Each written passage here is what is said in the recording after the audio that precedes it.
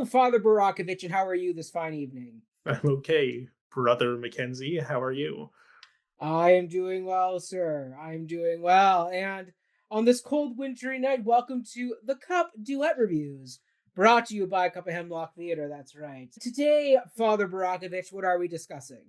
We are discussing Doubt, a Yes, parable by a John parable. Patrick Shanley, presented here in Toronto by Wren Theatre, the indie company, directed by Tatum Lee, running at the Annex Theatre until October 25th, 2025. Have we not had these doubts before? Oh, brother Mackenzie, I have had so many doubts, many, many times before.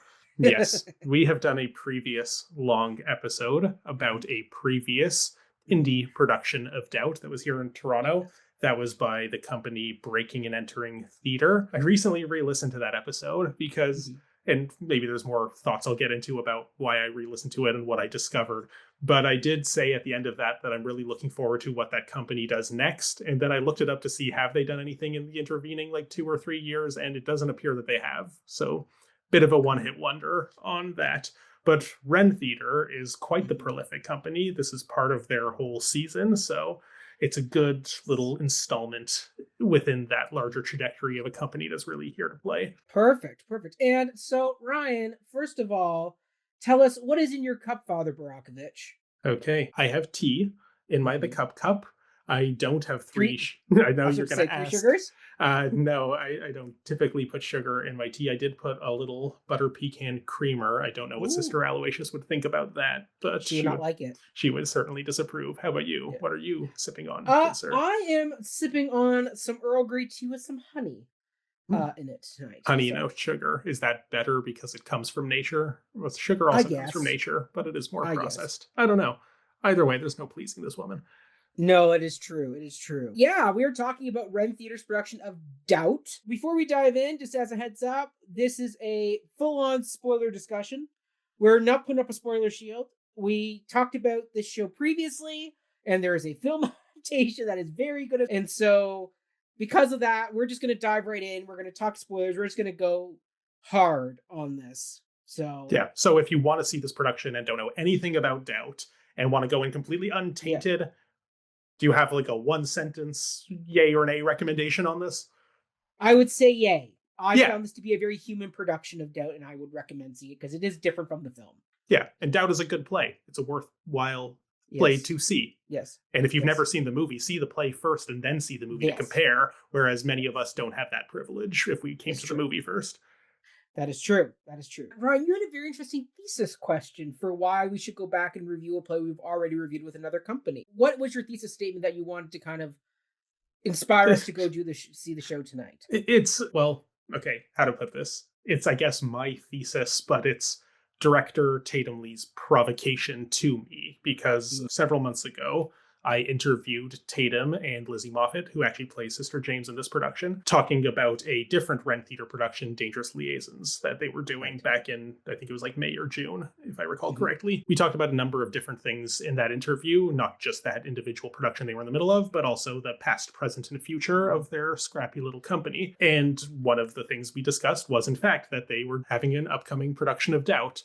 And I shared with them in that interview the same thing that I shared in that previous review of Doubt and have brought up probably in several other episodes of this show since then, Mhm. which is the perhaps controversial opinion, and I recognize that it may be controversial and I'm open to discussing it, that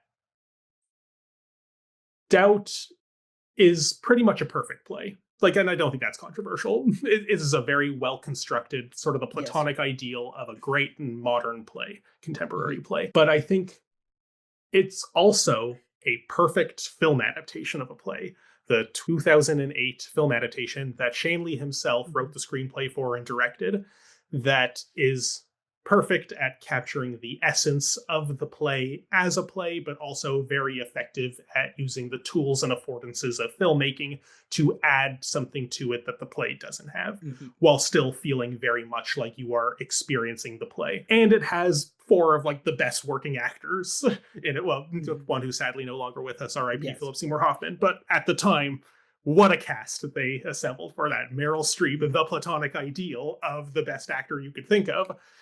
Philip Seymour Hoffman, Viola Davis, and Amy Adams, who always gets short-shrifted in these conversations, but she's really good in it too. So my stance is that now that that movie exists, and it came out pretty shortly on the coattails of the play and its Pulitzer win, and that is something that you can watch anytime you want. It exists in the world in that perfect state, and it has pretty much the best actors you can think of, and really uses the medium very effectively.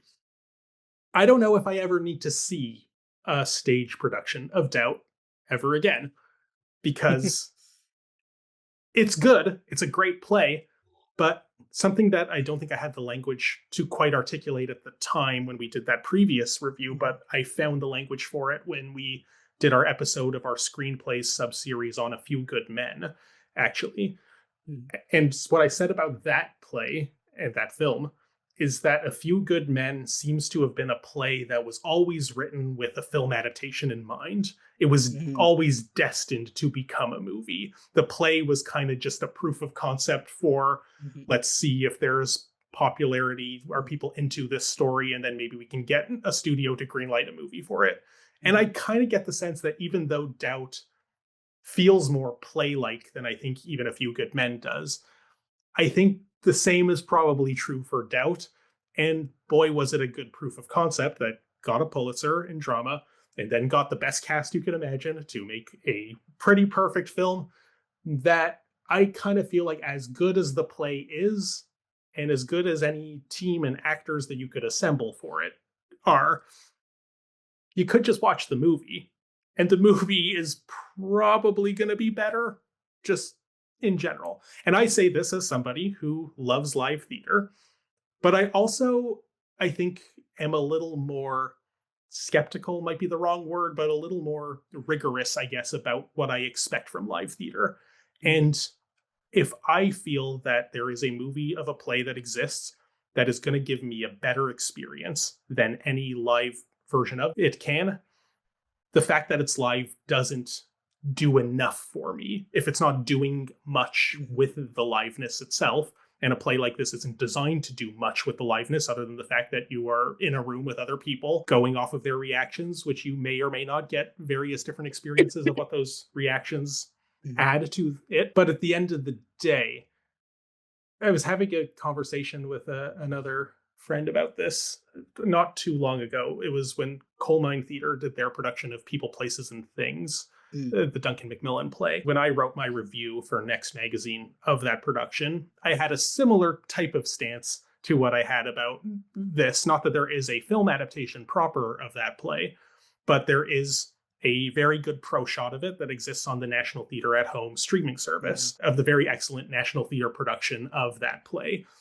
And the Coal Mine production of it, to me, seemed to be taking many of its aesthetic cues from that production, so it wasn't like necessarily innovating much.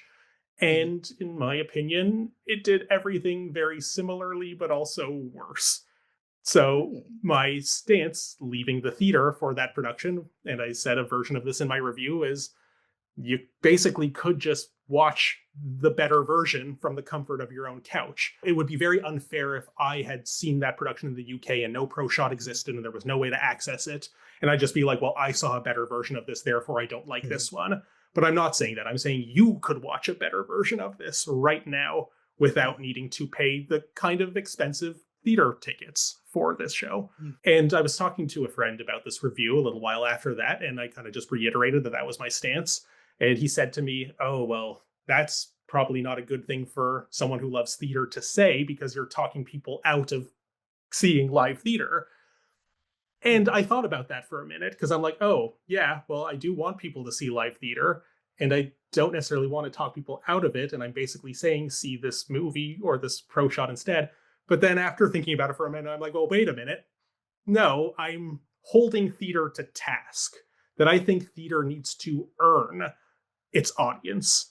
If other media are outpacing it and doing a better job, and even something like that, People, Places, and Things, yes, I'm saying you can watch this in another media, but that's just another better theater production that had the resources to transpose itself into that other media. But in the case of Doubt, yes, this is a proper film adaptation that exists that I think does a better job of the play than most live versions of the play do, then I want theater to prove me wrong. I want theater to give us something that these other media can't. And me, for as much as I love theater, I'm not necessarily a media purist about it. I love theater because every so often you get an experience in the theater that is like nothing else. But the important term in that is every so often. More often than not, it doesn't.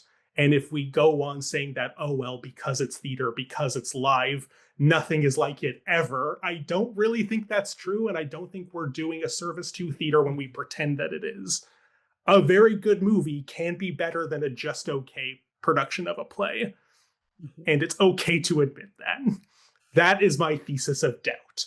I don't know if I have or can see a post-2008 production of this play that justifies going out to the theater to see it when a very good film version exists with, again, the best cast you could possibly imagine.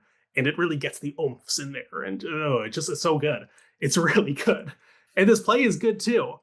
But the play was always a stepping stone to make that movie, I'm pretty sure.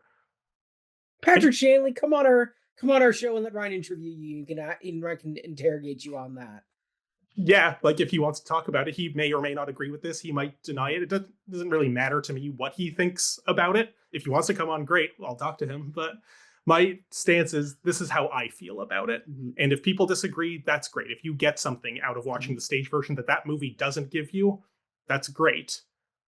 I'd love to know what that is, because I don't know if I've seen it. Okay. All right, lots of caveats upon caveats, but that is my not very concise thesis on Doubt, which is also a thesis on the war between different media and what we want and expect and should demand from our theater. Very good. Let's get into our general thoughts about this production, Wren Theatre's Doubt. Mm-hmm. Ryan, where do you want to start with this? Do you have general thoughts that you want to give? I think if you ask my general thoughts, it's going to just be the answer to that. So why don't we start with your general thoughts? Fair enough. I will say, for me, so I always loved the play Doubt. I mean, I picked it for our playbook club as our first inaugural reading that we did. I also don't know if you've noticed this, Mac, but you bring up Doubt on a shocking amount of episodes of this show, even when we're talking about nothing related to Doubt. Anytime you need to counterpose something to just a very good play, Doubt is always the one you mention. I love Doubt. Listen, this is a great... Yeah. If I had time, I would make a super cut of every time you've said that, but that requires going through literally hundreds of episodes, and I don't have the time to do that. Yeah. But I could, and it would be a lot. Yeah. Maybe it'll be our 300. Just a super cut of Mac praising Doubt. Yeah, forget Ryan and Jill. It's just gonna be Mac praising Doubt the entire time. Doubt's a good play. You're right to like it. Yeah, and I do love it. I love it too. The play. I mean, I would love to see Stratford program it with Lucy as Sister Aloysius. That's one of my dreams at Stratford to do at some point, is for them to finally do Doubt. Anyway, point being, with this production though, unlike the film and unlike the other productions we have seen of Doubt, I found this to be the most human production of Doubt. And what I mean by that is these characters were not... What's what I'm looking for? Ideological mouthpieces, maybe? Yeah, I mean, okay, so here's a good example. So we have Bonnie Anderson as Sister Aloysius, and Meryl Streep plays her very on the point, knows what she's saying at all times. She has every argument plotted out. She knows her tactics. She knows what she's going to say before she really says it. And what Bonnie did was Sister Aloysius. Now, I don't know if part of that was just her performance on opening night, and maybe there was some nerves. I don't know, but she didn't always have the line right away. There was a bit of a stumble sometimes with what she was saying, or she would double back and fix something she said at one point or another, particularly in the opening scene. But then throughout the piece, there were moments where she would slightly stumble over her words. First, I was like, oh, maybe this is opening night nerves, but I went, no. I feel this is more intentional. I feel this is a humanization of a character that we are told throughout is a, for a better term of a word, a Nazi. She is just someone who is cold. She's a disciplinarian. I don't necessarily feel like this is an appropriate... Yeah, better word. She's a strict traditional disciplinarian of what we would picture a nun to be as a teacher. My mother has had sister Aloysius. Her husband died fighting the Nazis. Let's not taint his memory. That's right. That's right. So what I liked about Bonnie's portrayal is she was human. She didn't have all the arguments perfectly laid out. She didn't have every conversation perfectly mapped out in her brain, where she could attack someone from every angle because she was the master tactician of arguments. She was someone who was flustered, who struggled at certain moments to find what she was trying to say. And in that, you found a more fallible character. So by the time at the end, when she says, I have doubts, I actually believe that she did legitimately have actual. Listen, like, I watched the Meryl Streep scene of the final moment with her and Sister James in the garden.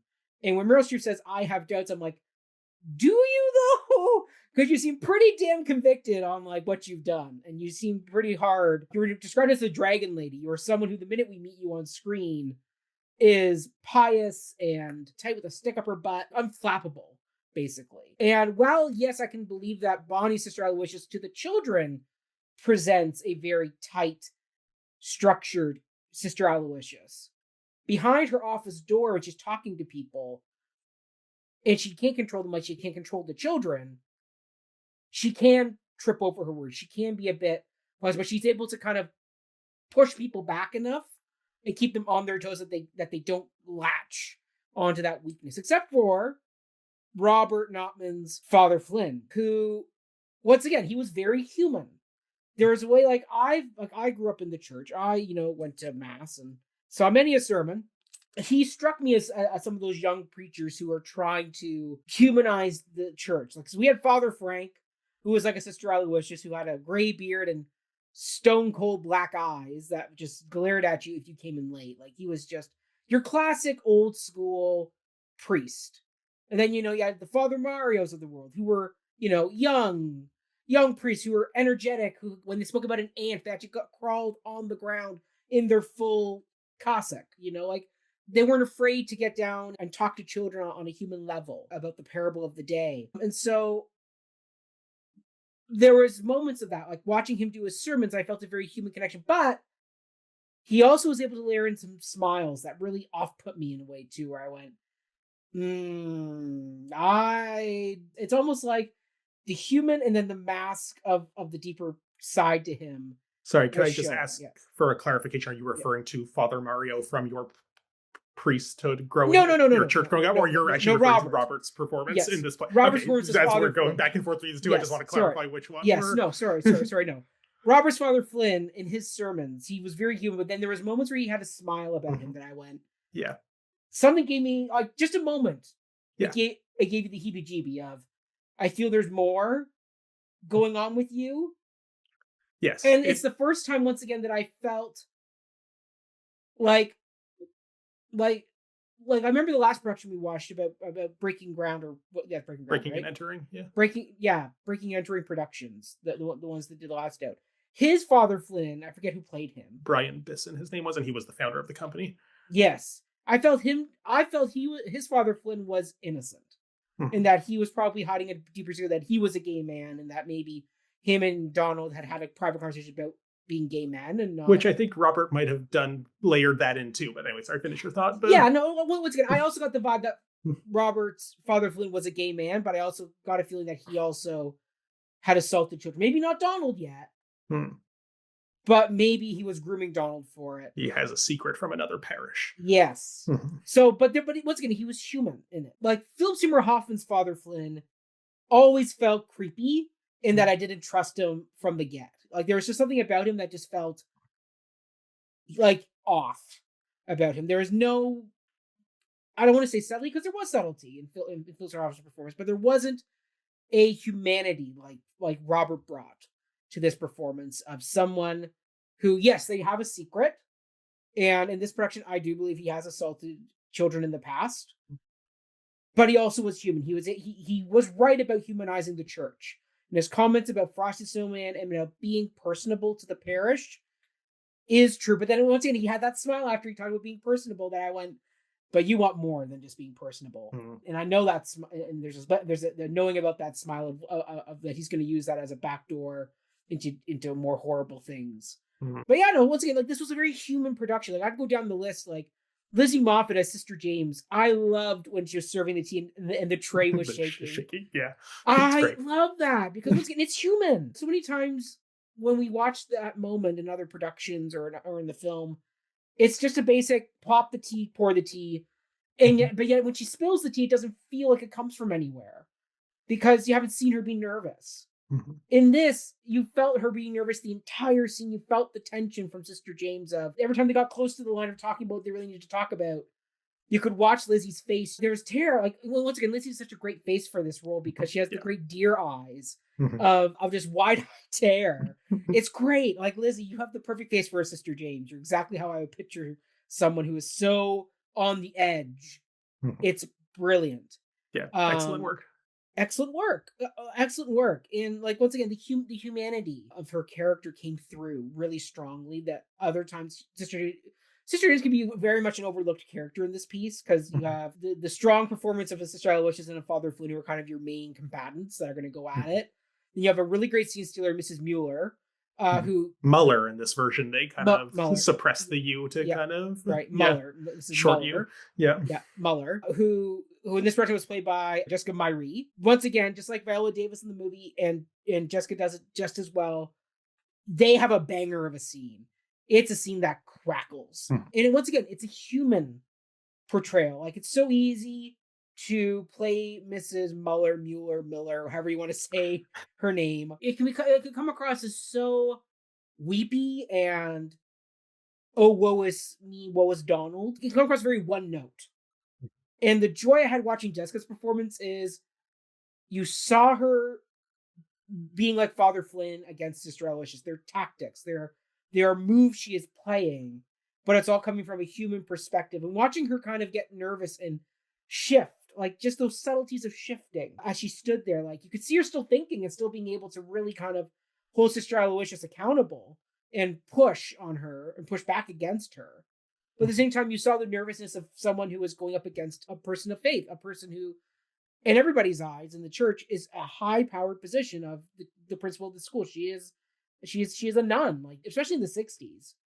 They had power. You know, Sister Aloysius talks about, we are different from them. We are not their family. We are of something else because of our vows. Like, people did view them differently. Like, people did view the priests and the nuns differently than they would normally. A normal human being. And so the fact that Jessica's portrayal, Mrs. Mueller was able to, on one hand, you can see her nervousness about being in the presence of someone who has a high status of authority. But at the same time, there are moments where she finds her confidence and is able to argue her case. But then at the same time, then she cowers right back. So you understand that this is an abused woman. This is a woman who has a moment to stand up to her husband, but then very quickly will back off because she knows what's coming. Like you saw the pain of that other relationship of her and her husband playing out in the same way between Sister Aloysius and her. And that was something I hadn't really put together before, is the dynamic of her husband and how she deals with her husband. It felt like the same way she does with Sister Aloysius. And that was, once again, that was a human thing. Like, that's something I doubt she'd talk back to her husband the way that she talks back to Sister Aloysius. But that's the thing. It's like, I think on one hand she would, but then she would cower again, right? She would have a moment of strength, but then very quickly she loses that strength and loses the ground again, and then she goes back to being, it's only till June, right? It's that drumbeat. It's having that strength in the moment, but then very quickly losing that strength. It's that push and pull. Because once again, if you play her always cowering and always on the back foot, the moments where she does have Sister Aloysius pushed on the ropes of, well, why didn't, the priest get, fired or like removed, like, then why am I in the principal office? Why am I in the one in the principal's office when he's the one who did something wrong? Those need to have a push, so then she has a spot to fall back. Like, if you always have her on the back foot and kind of scrambling to find an argument, then it's a very one-sided scene because Sister Aloysius is always on top of it. And once again, because you humanize Sister Aloysius as someone who could get flustered, that then opened the door for a Mrs. Mueller to have her own moment of push and strength, but then she loses the ground. So watching all these two-hander scenes was fascinating because you've now taken away the austerity, the piety, the sort of looking for the status of Sister Aloysius. She doesn't always have the status card to play. And so because that then opened up the dynamics of these two-hander scenes to be a push and a pull back and forth. That sometimes isn't there. Like watching Meryl Streep, very rarely do I ever feel she's on her back foot. I would disagree with that. How long has it been since you last watched the movie? It's been a few years. I haven't watched it like in maybe a year and a half or so. Like I think it's easy to deify her because she's Meryl Streep, and wow, what a whirlwind of a performance she gives in that. But part of what makes it so brilliant and why we remember it so fondly is because she does layer in all of that nuance and the tug and pull. I mentioned in our last Doubt review that my favorite line in the whole show, which is a line that is very easy to not think is any special, but it's the way Meryl delivered it made me appreciate that line so much, is after Father Flynn says the thing about like, well, Donald was drinking the altar wine and that's why I was trying to cover up for him. And Sister James is like, oh, well, thank goodness that explains everything. Can't we let him stay on the altar, boys? The way Meryl says, oh, we can't let him stay on the altar, boys, if he drank altar wine.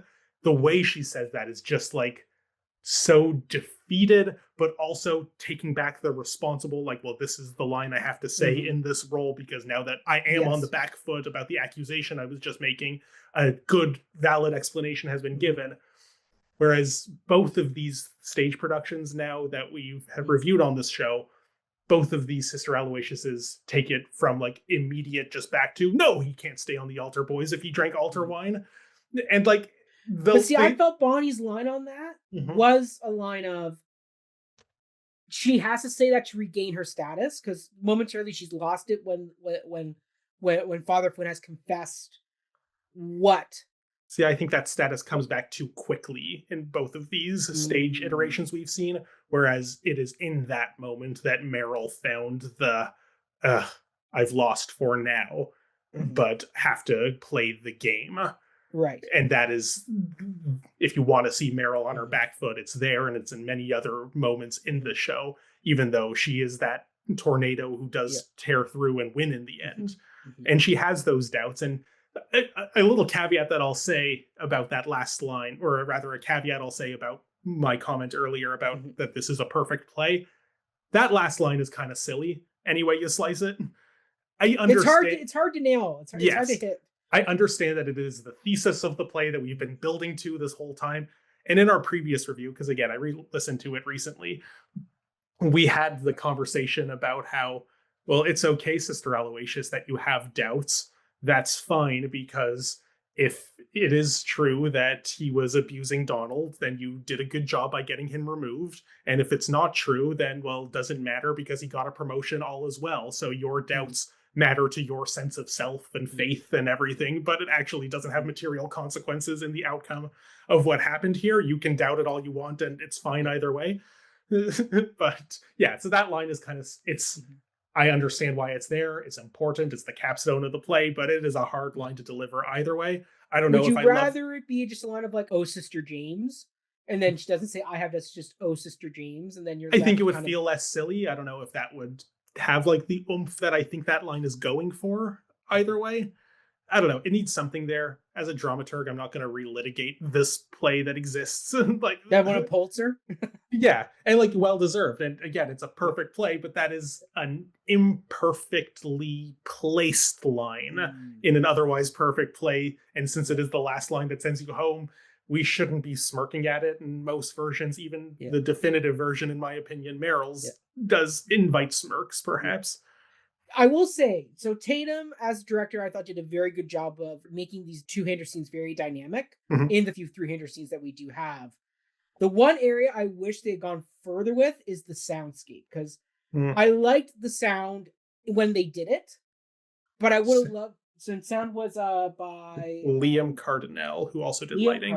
Yes, and so I liked what they did with it when they had it, but I wish they would have had it going constantly, like during the scene of the three of them in the office, having kids out in the hall or doing something where there's more ambient noise in the back, so it feels like they really are kind of stuck playing polite because there are people right outside, like students could students could overhear because the door isn't closed.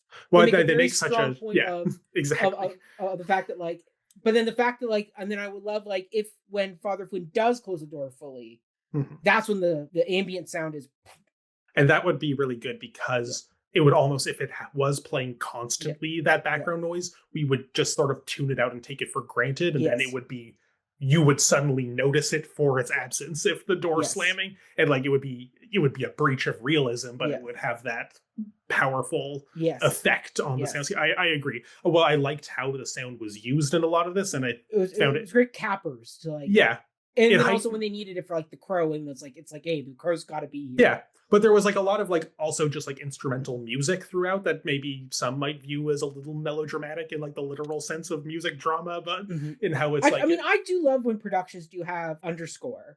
Yeah, like our friend Michael, he and I talked about this when he was composing for Stratford. Michael Roth specifically. Yes. Michael Roth. A wonderful composer, Michael Roth. And what I said to him was the joy of having underscore, and why Human Portrayal should have it, is it allows, not only does it give a more cinematic approach to the stage, but it allows breathing space for the actors to play with because it doesn't feel like dead space. There's music that's giving more space. And I think like if you have more soundscape of, if all of a sudden you hear a kid running down the hall and Sister Aloysius, Sister James, and Father Flynn all have to stop what they're saying for a minute because they're afraid of being overheard. You know, it can build the tension. Like I think having a stronger soundscape and building on what they already had would really up this production to the next level. It would really kind of need to be very carefully orchestrated. It can't just be something that absolutely like you have to work with your sound designer and really kind of place it through and find out how you want to spike the sound in moments and build it to where and kind of what you want. Like I would love for like the Flynn sermons, you get the creaking pew sound, you get like the ruffling of like, you know, the Bible pages or the gospel hymn books, you know, the cough, you know, like something like that where you get that bee noise, like that ambient noise of to be like, make it sound like a church. Churches are not silent despite what a church mouse might tell you. Exactly. Like once again, building. So I loved what our wonderful sound and lighting designer Liam did where he had the sound. But I wish it would have gone even further because I think that's what really have set this production up even more. While we're talking about production elements, were you done about sound specifically? Because there's another one I want to shout out, which is the set. Is it the costumes? The costumes are what they are. They're not going to change. It's always going to be an old lady in a habit. A nun is a nun is a nun. But I want to talk about the set. Right off the bat, the Annex Theater is very church-like in general. I thought construction. It was an old church. So so something we talked about in our previous Doubt review. And I'm sorry we're making so many comparisons to that, but theater is a memory machine that goes to all of its previous productions, which was set in a church. Like that's exactly why I'm bringing that up. That they felt like the big kind of dramaturgical swerve is, hey, what if Doubt but in actual church? I was like, okay, sure.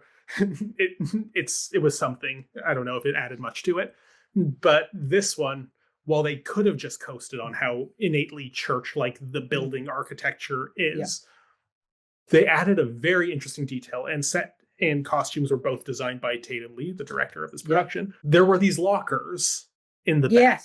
And that's such an interesting detail because there's no scene that requires them. There is the movie has added a few scenes in which we actually see Donald at his locker and the other kids bullying him. But there was no need Miss for Horan that. in the back row with the boys. And like what I think this detail, while it on paper feels unnecessary, unlocks new layers of meaning in what we're seeing here. Because unlike the church production that's trying so hard to collapse the fictional space and the real space and have it that we're in a real church, but then a lot of these scenes don't take place in the church, so your mind is still kind of having to jostle that way. This production put us in not just a church but a classroom or the halls of the school at all time, and the halls being this kind of like liminal space between classroom and the rectory and all of this that we're kind of in there. We're never allowed to forget that this is a school. It's not just a church. It's not just a place of worship. This is a place with children. and the children keep their things in their secret things, perhaps. Yeah. Maybe that's where Donald stashed the wine. And also just the idea, because we have one of our first Father Flynn scenes is him teaching basketball to the students. Yes. While that scene takes place in the gym, not in the locker room, there's a lot of locker room energy in the way that he's engaging with the kids, and then seeing those lockers in the background there evokes that. And like so often when we talk about men perhaps being inappropriate, whether around it's all locker men, room talk, right? It's all locker exactly. room talk. This production brought the locker room talk into the church. It is so interesting the way that, like, when he's doing his sermons, the way that the lockers were positioned, like right behind him, he's not just preaching to the church. He is a creature of this environment that is both church and school. There's probably more that I could say about Unpack It, but I just thought of, like, what an interesting detail. And the fact that it seems unnecessary invited me to think about, well, then why is it there? And I found all these different things to unspool about it, which I really liked. Speaking of unspooling, there was one moment in the Sister James and Sister Aloysius garden scene, as well as in the Father Flynn, Sister James garden scene. And I don't know if Tatum planned for this. I highly doubt it. It didn't feel I doubt it, but I'm going to give her credit for directing her cast in such a way that they were able to work with it. But the twine that was used to help bind up the plant and guard it for the winter kept getting caught on the shawls and on the skirts of Sister Aloysius, and then Father Flynn kind of threw it away when he said that. Well, it was just so for funny, me, but I was like, it's so perfect because Sister Aloysius is there using the twine to bind this plant that she's trying to protect. So her getting caught up in her own line, like her own twine, was like such a great symbolism of what's going to happen to Sister Aloysius. Of she's going to get herself wound up in her own kind of her thing that's going to web bind she her. weaves. Yeah, exactly. She's going to get caught in her own web. I love that as an idea. I think I know that I'm sure Tatum probably did not plan for that. It was just an organic thing that happened, but it worked. I am all in favor of drawing meaning from what the show gives us rather than what we think it intends. I just think if it was intended, there would be more deliberate play with that, whereas you could tell that it was oh, this isn't supposed to be happening, quick grab it, and oh no, now it's on the floor, now I have to pick it up. That there is a way of making this image generative that I don't see this production doing, even if we find things to generate from it. Well, you and I, with our theatrical brains, do just derive symbolisms and things like that from anything that can happen on screen. And I love that. And I'm not. But it worked. Like, once again, if it didn't work, I'd be like, ooh, that mess up really tripped up the scene and distracted. But for me, at first I was like, it's distracted, but I'm like, actually, it's kind of working. Like, if they could recreate that every night, I'd be happy. And like, honestly, it is the magic of live theater that we don't feel like that's important, and now we have to see how will the actors deal with it. That's something the movie won't give you because the movie's so perfectly curated. And it's a sealed case. If that happened in one of the takes, they would have said, cut, we're doing it again. But I don't think that's a justification for why you need to see this in a theater, because maybe a piece of twine will go rogue. but it is fun, and it is part of the joy of the live experience in that way. Yes. And, we and the people sitting next to us and other people, we all noticed it, and we all kind of had a laugh about it. I don't know if that laugh maybe takes something away from the important discussion about pedophilia that they're having here. But it's there for the communal aspect, if nothing else. Yes. So, I mean, Ryan, since we've already kind of come around it, but like your thesis statement, like with this production, what did it end up like landing on? Well, Tatum, you said specifically in that interview that you wanted me to see this production to see if it will prove me wrong, or rather make me change my opinion. And I'm sorry to say, I don't think it does. I still stand by my take. And I want to specify that isn't me saying people shouldn't see this or don't see this because you can watch the movie. But it is me saying that you could see this or you could watch the movie. And it's up to you what choice you want to make there. Or it doesn't have to be an or, it can be an and. Because I do think, yes, if you've never seen Doubt before, try the stage version on for size and then see the movie after. I do like seeing it live in the sense that, yes, I know the film has a great cast and everything. But the joy of being in the space and watching those very iconic two-hander firecracker scenes like the Mrs. Mueller, Sister Aloysius, or Father Flynn, Sister Aloysius confrontations, I do have a joy in watching it live because of the snap, crackle, and pop of being in the, like in the words of Hamilton, in the room where it happens. Yeah, like that is a plea for theater in a way.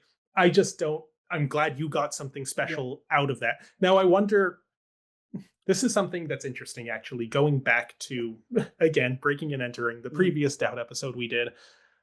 I said something that I think I kind of like misspoke or didn't quite make my position clear in that. Whereas I said, in an attempt to praise the performers in that production, because on the whole, I thought that was also a very solid, competent, well done production, just like I think this one is. And I don't want the fact that it doesn't disprove my thesis for me to take anything away from that. But in trying to praise the actors in that iteration, I made the point that I liked that they weren't trying to do impressions of the movie actors, that you could almost get the sense that maybe they watched the movie with notepad in hand and said, Meryl did this, so I will do something different. And that wasn't me saying that I literally thought that was their actor's process, but me, just knowing the movie as well as I did, felt like I could tell that there was different things happening. Whether the deliberateness of it is there doesn't matter. We had someone, this is kind of funny, we had somebody leave a very long, kind of angry comment on the YouTube episode of that. Someone who, in my opinion, can't prove it, very clearly seemed to be either involved in the production or a close friend or family of someone who was. And they wrote this long kind of thing about how... Since deleted. Yes, I'm getting there, but yes, they wrote this whole thing about how, like, saying that actors study the movie and then try to do the opposite is like completely misunderstanding how the actors' artwork. I'm like, okay, I probably didn't articulate that point well enough if you think that's what I meant by it. I wasn't trying to imply that they actually did that, but it felt like they could have. It was more the point that I was making. So I wrote what I thought was a very long, thoughtful, not angry, but just like kind of breaking down all of their points response to it. And then by the time I went to go put that on the YouTube, their comment was gone, because I'm pretty sure that someone else from the production said, what are you doing? This looks so petty. And they saw the light and took it down. I don't know. I just find that funny. It wasted like a couple hours of trying to make, but I make these comments, these sometimes spicy comments. I make these comments in the spirit of dialogue, that I don't be this to be like, boo-hoo, these actors are bad, they don't know how to act, they're just taking notes on what Meryl did and doing the opposite. Like, no, so I'm like, this is a person who had a reaction to what we had to say. I don't want to just be like, oh, well, that's an angry person, I'm not going to respond. No, I'm like, yes, let's talk about this. So that was why I wrote a long comment that was all for naught. Well, speaking of the actors, though, because I gave my opinions on the cast, do you have any specific thoughts about the portrayals from the cast? I like them all. Like, none of them did a bad job. And the fact that I perhaps like the performances of the film actors more, I will say, because that goes back to, if I really thought like they just blew me away and did things that Meryl and Philip and Amy and Viola didn't do, then I was like, okay, then I could see renegotiating my original stance. I do think of all of them, I maybe want to give a special shout out to our father Flynn, Robert Notman. I get what you're saying about like the kind of like awkward smiles and the things he does. And for me, that was less of a, oh, I think he's actually guilty, but, oh, this is kind of just like an awkward guy who's always performing and masking in a way. I didn't necessarily make the same leap that you did, like, oh, I think in this version he's guilty. But I still kind of had a similar conclusion to how I felt at the other one, and how if I were directing Doubt, I would probably make the same choice, is that the director sits down with the actor playing Father Flynn, like, you didn't do it. Yeah. But you are gay, so you have to hide that secret. And that's what you're worried about when she says that she called the nuns from your previous parish. There was an incident of some kind, not with a child. You're not a pedophile, but you have that thing to hide. Being a gay man in the 1960s, a lot of them probably would go to the cloth, because that's a way to not have to explain why they don't have a wife, or not have to marry a woman and have a terrible marriage because they're hiding in the closet. It was a pretty easy way to be in the closet, I think, at that time. And of course, that doesn't make them pedophiles. And I would, and again, I said this in the other episode too, but yeah, I would tell Father Flynn, like, you didn't do it. And I would tell Sister Aloysius, he definitely did it. And it's the certainty that both of them have from the authority of the director that makes this conflict work. To me, it's the way he smiled after his conversation with Sister James that really kind of turned me from, like, awkward man to he's done something to someone. Because when she says, I don't think you did it, as she's going up the stairs to leave the scene, and he smiled again, and I was like, Yeah. Oh, it's off-putting. Not denying that. I think like I could just pop the bubble of trust that I was starting to blow for him. yeah. But you could also read it as just like, he feels like his position might be legitimately in Yes. danger, and one of the people who he thinks is on the accusatorial side has Yeah. just come over to his side. So there is the satisfaction of, okay, I feel a little bit safer now than I did. Maybe he looked too outwardly giddy at the prospect of that. But I could see that as like he maybe really felt like he was losing control over the situation. And this makes him feel like he has a little bit more. And he's a weird guy who smiles at inappropriate times. And like I loved the way he did his sermons too. Like he added like a lot of like ums and ahs and like filler kind of that most actors and like don't do, not on purpose. Well, because it's just like, I've memorized my line, so we put those filler things into our everyday speech because we aren't going off a script. We have to think of what we're saying in the moment. So the fact that he included those made even the speeches or the sermons that he'd presumably scripted, it gave them this kind of improvisational. Most priests will always write out their sermons. And I'm sure. No, it's not always memorized, but it is usually well rehearsed enough that you can say it. Yeah. And know the structure of where you're going. Well, and I think it's a testament to the fact that he definitely wrote these texts, but he didn't fully memorize them. He didn't fully memorize them. He maybe wrote like a series of like bullet points for himself that he wants to hit, and he's stringing it together as he goes. And that improvisational quality gave him a sense of authenticity that brought him down to earth, that humanity that you're kind of referring to, that I can't say I've seen other versions of this do. And just like most other plays, it's just not something that actors often do or do often enough. But it shows like a truthfulness of human communication if you are able to pepper those in to your memorized and well-rehearsed dialogue. Yeah.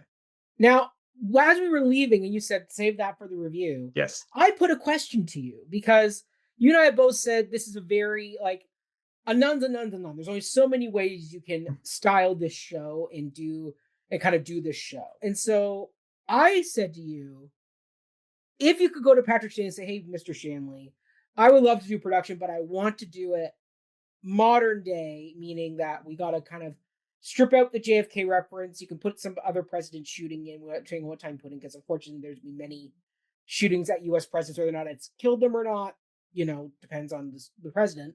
So you easily can fix that part of the sermon speech, but then you put. We were all feeling doubts when Charlie Kirk got shot on TV. Oh God! A little, like there are. It doesn't even have to be about the president. Like there is. Yes. I see exactly. Where you're going, but... So you could choose somebody else who could fit that part of the sermon, but like you'd obviously have to strip away, like instead of it being Sister Aloysius, Sister James, be like Mrs. Aloysius, Mrs. James, and Mr. Flynn, and now it's all in a school, and is it still a Catholic school?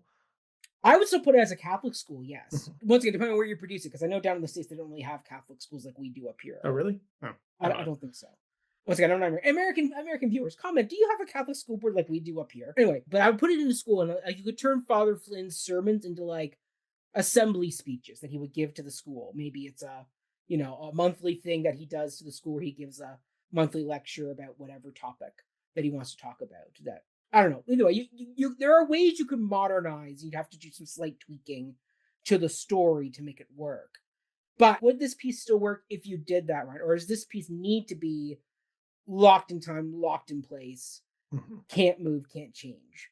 Okay. Like, what are your thoughts on that? Many thoughts that I will collect as we go.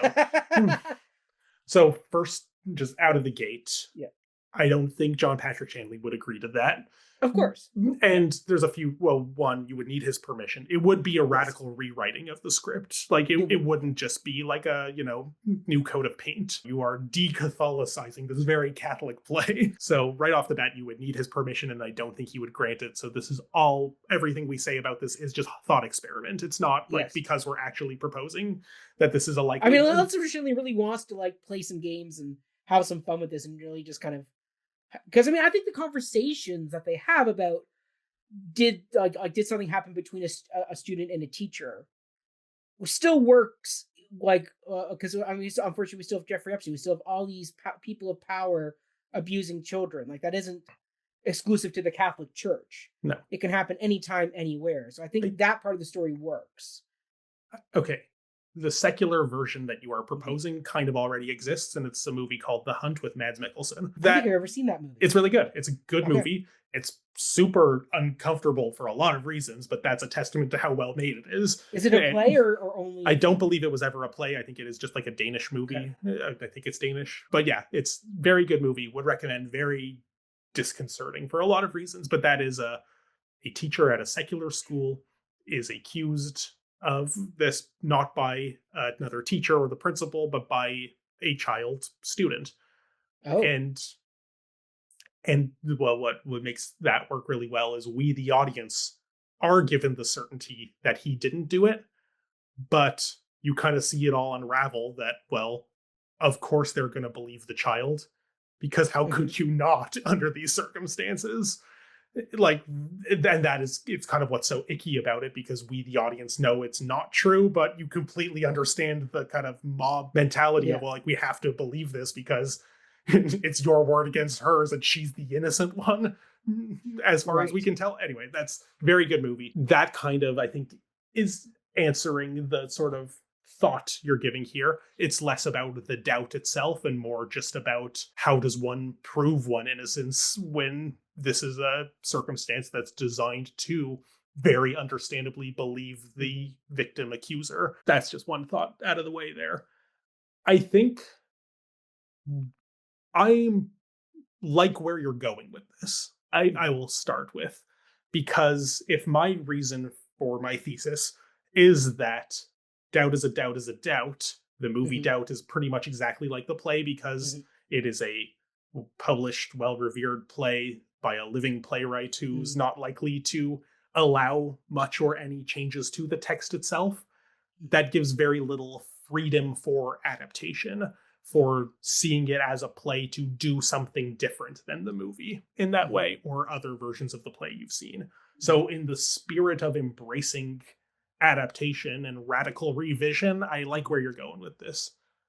I don't think I like the specific proposal, though, personally. Okay, how would you do it? I don't know how I would do it, but let me just sort of start thinking about the issues I take with it, and then maybe we'll find some sort of synthesis. I don't think we can de-Catholicize this story, or I think it ceases to be what it is, because this isn't just about this guy seems guilty, can we prove it? This is literally a parable about faith and Christian epistemology, for lack of a better word, that is also, in the historical moment that it's set, it's about the changes that the church is going through after Vatican II. Father Flynn isn't just oh no, during this time and still to this day, priests do some shady things. It's also, he represents the modernity that Sister Aloysius represents the tradition to. If she's just some principle, what is the tradition that she represents? We'd lose a lot of that very meaty symbolism, the texture that makes this play more than just a whodunit. And I think what you're proposing could slip too easily into, yep, it's a whodunit. That loses just the mythology and the history and the symbolism of what it all means. That's kind of my big critique for why I don't really love this idea. Do you have a counter to that, why you think it could work, or what we could replace that richness that would get lost in the process with, something that's just as meaningful? I mean, once again, like, for me, I just approached it from, I think the bigger part of the story is did Father Flynn do it? Like, who done it? Yeah. Yeah, exactly. Like, but that's what I'm saying. I don't know more if than the that's part. Pulitzer worthy, I guess. Like, that's, if this play was just that, I don't think we'd be talking about it. I think we would, because once again, I think the writing is still so strong. But once again, I see the pitfall of, you have the big scene of Father Flynn and Sister Aloysius, where they are so much talking about the church and faith that you'd have to do a big rewrite of that scene. But then I'm like, well, okay, if you had to keep it Catholic, could you set it later in time, like in the early 2000s when the Spotlight reveal?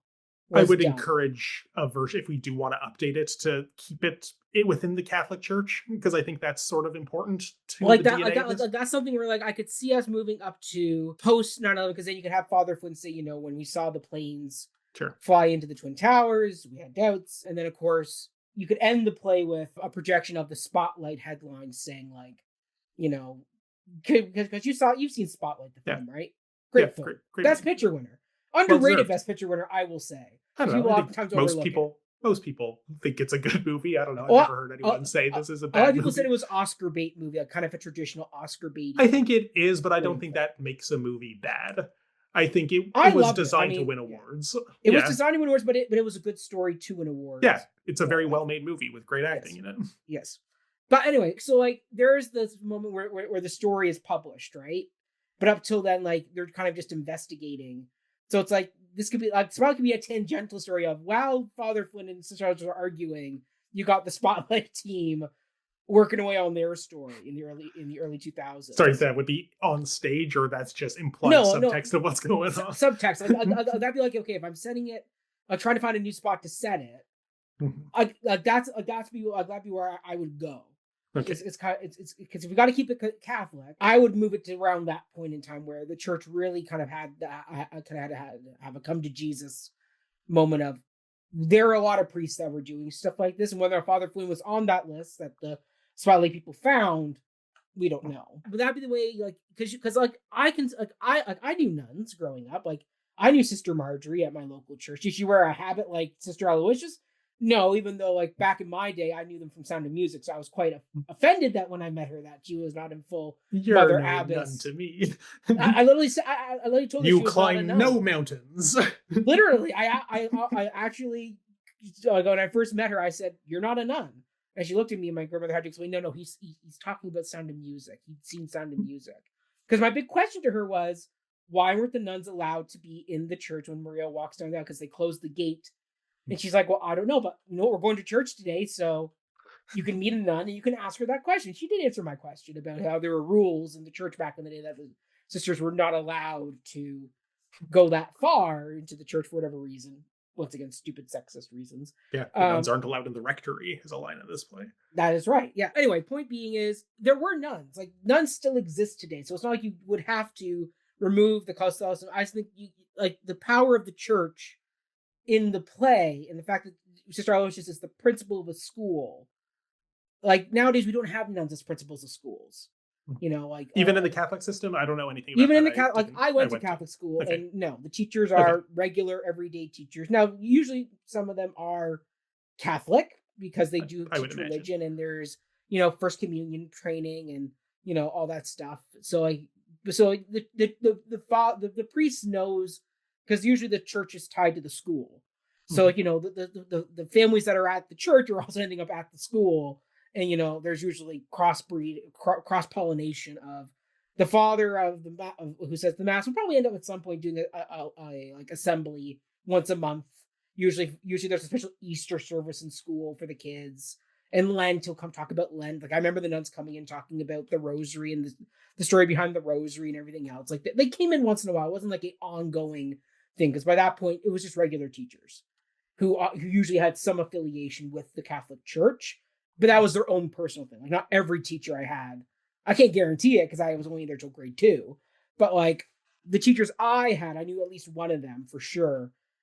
Like, well, one of them got married in the church, and we all came and sang at her wedding. Then there was the other teacher who I saw at church like on a Sunday. So it's like 2 out of my 3 teachers ended up somewhere associated with the church. And my cousin who worked as an EA in the school is also Catholic. So sorry, bringing this back to your modern doubt, because I think modern doubts. So I mean, like, yes, you could do it, but like you'd have to find a way around the whole problem of the nuns the nuns and the priests are not as involved in the school in the same way. Like Sister Aloysius is the principal. You would not find a nun being the principal today. So okay, so then I guess my just thinking is, and why I sort of take umbrage with this proposal is because I think, which is why, like I would say, you'd have to remove the nun, like the nun and the father party. You'd have to make it just a whodunit. Yeah, and I'm saying I think that would be a worse play. I guess is once again, she would have to do a lot of work about. But like I'm trying to think of what could you do, because no matter what, whenever you see whoever puts Sister Aloysius in the nun habit, it's hard not to think of. Especially because also Bonnie wore glasses that are very similar to what Meryl Streep wore. Like there's a way that you see Sister Aloysius no matter what after you've seen the film, because they always dress in. There's no way you can vary it. Like it's like Sound of Music. And when I watch Sound of Music, the costumes are pretty much the costumes. Mother Abbess in the movie is going to look the same as Mother Abbess on stage. Maria's going to, especially after the film came out, Maria very much is designed to look similar to Julie Andrews' Maria von Trapp. Even though Mary Martin had a very different style to her Maria von Trapp. Like, so it's hard not to fall into the trap of it's going to look the same no matter what you do. So it's like, how do you break away from that? Yeah. To give yourself a production of fighting chance. I guess the other... Because I do think Doubt should be produced. I do think it's a great play for regional theaters, professional theaters to do, because it is a good story. And it's something that when you get a really good cast on stage, it can be a very dynamic performance to watch, whether or not it's as good as the film, because the film is its own. But I always look at the film as its own thing. The film is its own island unto itself. It's not but the film is its own thing insofar as we detect difference. But if we're detecting very little difference other than, but the actors are worse, like, then I guess... Which we haven't really seen yet. What do you mean? Well, like both productions we've seen of Doubt, you and I both said the casts were like they're good actors, yes. But I don't know. I think there is something iconic about that movie cast that cannot be beat. Once again, the actors who played them in the movie are... And me saying iconic actors are worse doesn't mean they're bad. It just means that they are up against very difficult stallions. Shoes to fill. Yeah. I guess the other thing, to just go back to your kind of pitch, where does 1960s race relations fit into what you're proposing? Because that's also a very important part of the story. Well, I mean, nowadays when we look down at, our friends to the south, hasn't really changed that much since the 1960s. Things are still bad, but they're bad in different ways. I think that, like, he's the first Black kid to ever come into school, I think, is a lot rarer. We don't have the same kind of segregated neighborhoods, even though there's... But mind you, like, if it's a very waspish upper class school, they may not have a ton of, BIPOC students coming into the school. So, like, instead of being the first, you could say Donald is, one of our few members from outside our regular flock. Is the way you could just slightly adjust the line, but still have the point of Donald is abnormal, or his presence is not normal within this waspish white community. Yeah, it's what you'd have to do. Once again, you'd have to do some finagling to make it. I was just asking for you because I knew you were coming in with Doubt the movie is iconic, and any version of the play trying to go up against it is on an uphill fight. So I'm like, okay, so what could you do to kind of break away from the film? And the only thing I can think of is, could you modernize the play in some way and get away from the look and the style of the piece to help a production stand out from comparisons? Because it's hard not to compare when, they're dressed the same. No matter what a nun's habit is a nun's habit, they're going to be dressed no matter what. And their look is going to evoke the other actors on screen. So it's like hard not to, Yeah. I guess I'm trying to give the play a fighting chance, but I'm seeing that even my own argument, I'm like, looking at it, I'm like, you'd have to do so much. So much for I think very little payoff to doing so much. I think is the bigger issue. It would really just be for the sake of let's shake up Doubt and make it different. But Doubt is pretty great. Yes, and I agree. It's we know there's a supercut of Max talking how great Doubt is coming. But Doubt is this great at some point. I guess the question that I maybe want to pose to you is, beyond just it's a fun, crunchy text that actors get to playground in. Why do we need theaters to keep doing it? Because that's kind of the essence of my critique is, you could just put up a poster at the theater, be like, there's a great movie you should see. Why is it so important to you and Tatum and everyone else who insists on keep doing this play that we keep doing it as the Because play? I think there are people like we sat next to somebody from your next family, your next magazine, Divine? Yeah, Divine Angabua. Yeah, who had never seen the film. So just because you and I are well acquainted with the film doesn't mean every audience will be. And I think because of that, there's an opportunity to introduce people and not always rely on go watch the film. Because there is a joy of seeing this live and having the crunchy dialogue and giving the actors a chance to play in the crunchy dialogue. And and for me, I'm like, It's a small cast. It's an easy show to produce. It's not going to cost a theater company a ton of money to do it. So Wonder how why much not? Shanley's estate charges for the rights to this. That's just a I looked separate it up once. speculation. It was like $150 an episode or something, Per or performance. yeah. Yeah. So this was not unreasonable. Yeah, if you have a budget. If you have the budget for it, and you didn't blow it all on lockers. That's right. As long as you don't blow it on lockers. So it's not a hard show to produce, and so because of that, for me, my stance is we are getting to a point now where 2008 is almost 2 decades ago, and it's not shown on TV a ton. Well, I doubt it's not shown on TV a ton. It's hard to find on streaming. It's not one that people readily know to go, oh, I got to go find Doubt on streaming. It's only if you know about the play, or if you're looking for like a Meryl Streep or a Philip Seymour Hoffman or like an Amy Adams marathon, you're gonna, or Viola Davis, or a Viola Davis binge. All things considered, I think she's the one who's like the most iconic in this, despite having such a small part, just because it is such an iconic performance of hers.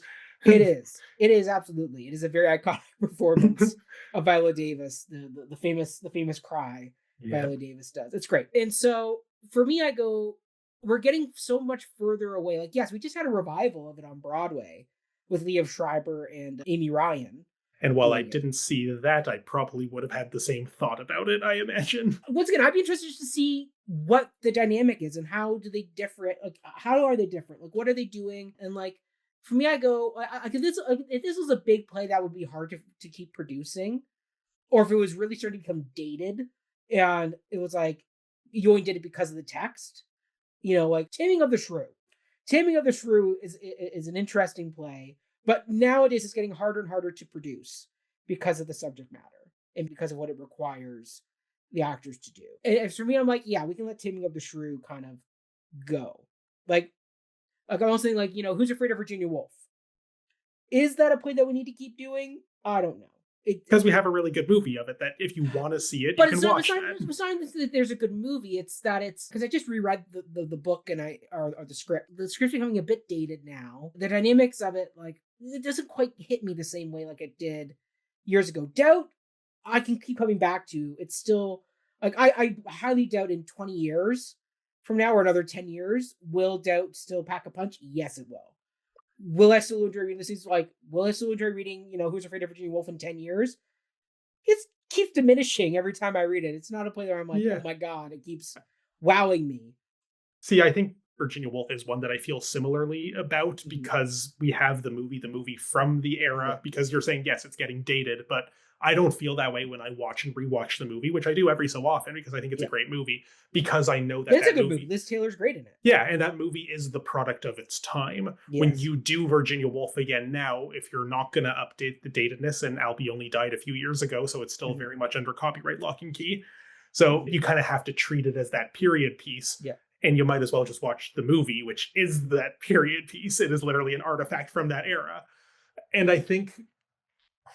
I feel like there's another point I'm circling around in my head that I'm trying to kind of get to. I mean, yeah, from like overall, like you asked, why should we keep doing it? Because I go, it's not a movie that people are always readily going out to find. Ergo, I think our more younger generations are not going to have as much association with the film as we did. Ergo, there's more of a chance for people to see the play before watching the film. Because as we said to Divine, go watch the film, but watch it after you've written your thoughts. Yeah, because I want him to just let his untainted thoughts on the review exist, since he has the privilege of having not seen the movie prior. And I think there's more generations that are coming down the line that are going to be like Divine, who have not sought the film out for whatever reason. Once again, I still can't believe it's almost 20 years old. Okay, I guess I don't know if this is exactly the thought that I had, but it's sort of like gesturing towards. Okay. Something that you kind of just said a moment ago is that part of what you like about it is that you get to see like the little minute ways that each actor that's play. I know the film. Yes, well, that's exactly where I'm going with this. What you're basically doing is like an 18th century theater critic watching David Garrick do Hamlet and thinking about how it's different than Keane's Hamlet and how it's like, because that's the minutia of, I want to like see how this actor does it different than this actor, and it requires a robust familiarity with the text And Well, it's previous like me watching versions. Les Mis. Like, I've watched Les Mis so many times now that I will always be comparing it to, the 10th anniversary concert, the first version I saw. I'm always looking to see, okay, what's a little bit different? Like, what are we doing now? I think once or if it's not your first time with a material, you will Yeah, always but I go think back and revisit it. where I'm going with this analogy to the 18th century critic here is because Shakespeare's text is just fundamentally more ambiguous than most things written in the 21st century. That they have no stage directions. They have a lot of different ways you can inflect and think about and read the lines and different contexts you can put it in. Mhm. That different ways you can find sympathy for a character. Garrick's Richard III was famous for making him a more sympathetic figure than any of the previous iterations had. There's a reason why Shakespeare became that ground, the solid ground that the critics could know like the back of their hand, that they could do that investigative work in each performance, and that the actors Right. could build those unique performances on. And they were constantly trying to up the ante of how can I make my Hamlet different. Garrick famously had the electric wig that when he saw the ghost made his hairs literally stand up. That it was what blew those audiences away because they'd never seen a Hamlet do that before. But I don't think Doubt is as inviting of anything more than just the slightest actor choices. That if the best praise that I could give that previous production is it felt like they did the homework of seeing what did Meryl do, I'll do something different. Not that I think they actually did that, but if the best praise is I, as someone who's intimately familiar with Meryl's performance, see you doing something different. But if something different isn't necessarily better, if I'm only praising it on the grounds of, yay, difference, I'm craving difference, this text does not give us enough room for difference beyond just the slightest things that only the diehard fans can really notice. The best thing that this play can offer somebody who doesn't know the movie is just how great it is. And the movie can do that too.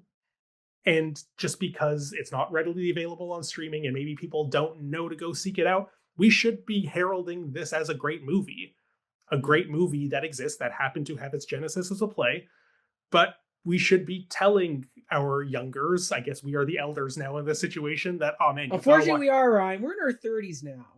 Yeah, I just think we shouldn't be like, well, the movie is almost 20 years old. Nobody even knows about it. We should be doing our duty to say, hey, there's a really good movie you should see. I agree. Like, once again, I agree. Like, I will always recommend the film to people, but I will also stand on the point that just because the film is there doesn't mean I'm going to say only go watch the film. I will still say produce it, have fun with it, because there will be audiences who have never seen the film, and that's a-okay. I am just happy to let that be their first experience with this text and with this play. And if somebody has already seen the film and goes, oh wow, I saw it on film with Meryl Streep and now I get to go watch it on Broadway with, I don't know, give me an actor in Liev 10 years. Schreiber.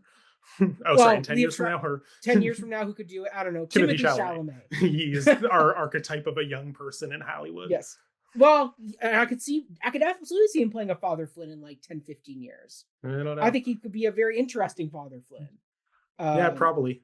If any future producers are watching this years from now and want a good idea, there you go. I don't think it'll work because I think we could just watch the movie. That's also really But once again, like, but I go, just because you can watch it doesn't mean you always should. Go on out, enjoy watching somebody else play in the sandbox, and then, have fun with it. Like, I just go, there's no harm, no foul.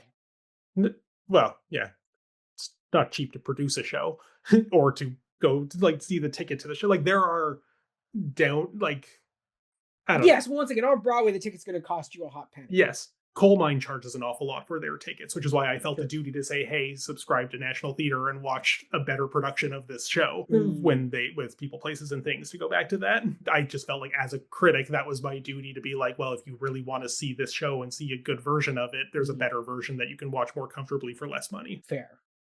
And like, this is an indie production. I don't know how much the tickets are. We were comped our tickets, but I don't know like what very they're charging for it. We were comped our tickets. Indie productions tend to have much more affordable tickets, but they have to recoup their venue rental and the rights for the show and, lockers and habits. And it's not cheap to put on theater. And I guess I personally get more excited by show me something I haven't seen. And unfortunately, I'm burdened by how much I have seen already. But I guess I just don't get that same satisfaction to being like an 18th century critic parsing minutia in a text that doesn't feel like it's inviting it. I think the reason why Shanley made the movie itself is because he had the vision for what this play is and should be.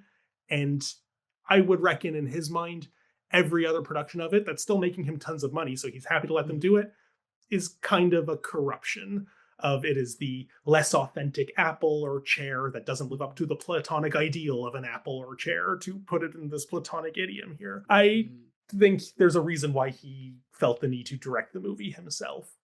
And I think that's how plays are written today, with so much concreteness of stage direction. And just because you can find difference doesn't mean it's inviting the difference. The more stage directions a piece has, the less difference it wants individual actors and directors. Anytime there's an adverb in parentheses before a line, that is the playwright saying, this is how you should deliver it. There is a correct way. I don't know. I wish this production changed my opinion.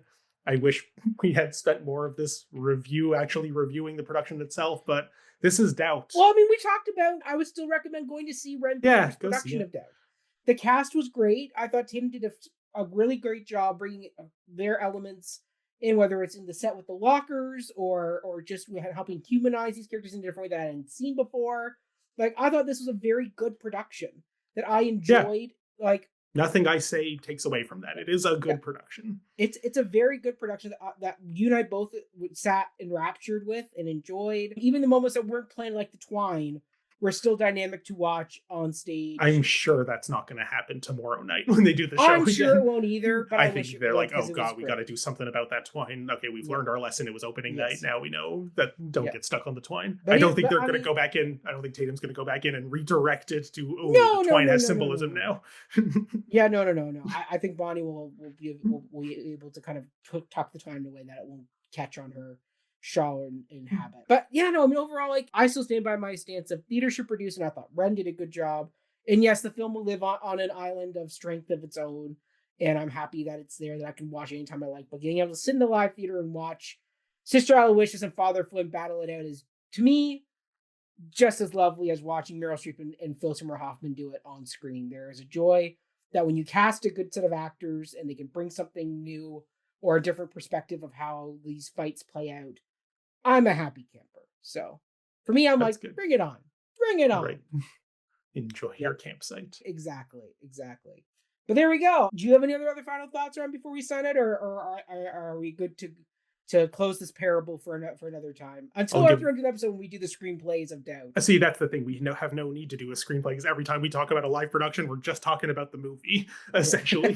So why would we ever need to do an episode of screenplay? What more do we have to say about the movie? Doubt? I actually do think we could talk more about the film as an adaptation and what was added and our thoughts on the additions and how it changed the show. Anyway, you and I can talk off mic about when we could do a screenplays of Doubt. I don't know. One last sentence I'll give that isn't about this production at all, but it's going back to Dangerous Liaisons, which Wren did as their previous production. And we had a conversation in that interview that I did about the kind of curious track record of a lot of Wren's programming decisions happen to coincide with other theater companies doing the play at the same time. That, how did you feel when you found out that Stratford was doing Dangerous Liaisons the same season that you're doing it? And you know what? I liked Wren's version more than Stratford's. Ah, well done, Wren. Do I like either of them more than the movie with Glenn Close and John Malkovich? You probably know. Stay tuned for our screenplays episode and find out. That's the thing. I'm not anti-movie. I feel like theater people are invited to be anti-movie. Because I love don't get me wrong, I love a good film adaptation. But I think we're invited to be insecure about theater's relationship to mass media. I did the recent editorial with our good friend Dewey Stewart about theater's relationship to sitcoms and SNL and the media hierarchy and liveness and how it kind of fits into all these things. I don't know if we really accomplished what I was hoping that episode would accomplish within it, but I think theater needs to rethink its relationship to mass media and mass culture. And saying that, you just can't get the same experience. I don't think most people who aren't very high on the theater Kool-Aid buy that. And listen, I love a good pro shot. Like, because I know I'm not going to get to New York to see Merrily Roll Along. I'm pumped that there is a pro shot of the Broadway production Merrily Roll Along. Or, if there's a film adaptation of God of Carnage or some other play, that's come along lately that gets a film adaptation, why not?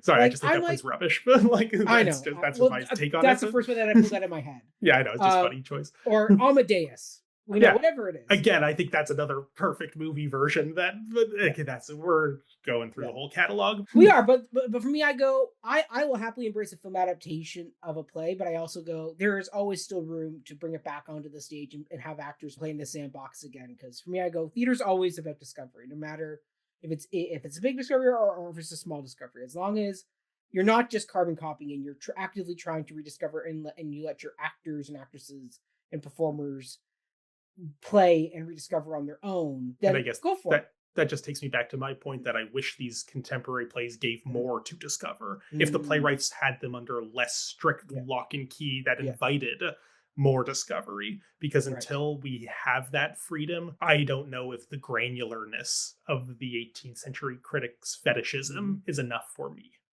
And I don't think I'm alone in that, even if many theater people are unlikely to admit it. That's the summation of my stance here. Maybe Ryan needs to do a roundtable discussion about this. Yeah, that's what the SNL episode was kind of trying to do, but it went in different directions, which is part of the fun of the editorial format. It is. But there we go, everybody. Thank you so much for tuning in. Congratulations, Wren Theatre, on Doubt. It was a hell of a time. And thanks for provoking this discussion. I know we maybe didn't spend as much of it actually unpacking all of your stuff as we did, but I do always welcome an opportunity to get into these kinds of weeds. I do think it's fun. It was worth revisiting Doubt, if nothing else, for that reason. Exactly. Wonderful. Thank you so much, everybody. Stay healthy, stay safe, and we'll see you all in our next episode, which I believe will be maybe tying back to a pimp that we've discussed a little while ago, a Romeo pimp. One never knows, but stay tuned for that. All right, everybody, stay healthy, stay safe. We'll see you all soon. Thanks. Bye.